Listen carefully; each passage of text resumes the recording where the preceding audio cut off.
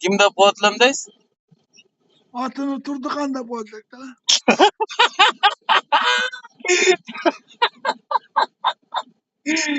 Aka, kız mı koyalımdaçı?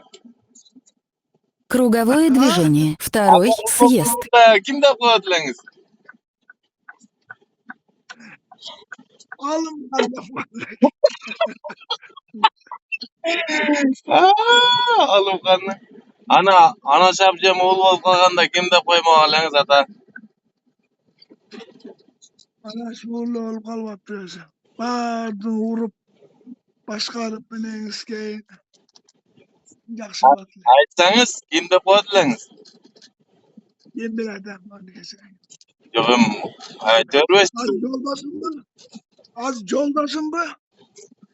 Yo, aytıp koybaş be mi? Ana şapcam kimde potlanız oğul olup? Alman bette bozdum. Alman bet? Bir şapcam işe. Ay emmi koy çemini. Ben çarçadım ya. Kişiye demel vayın koy. Malum. Boş ver. Bak, mal. Demel vayın.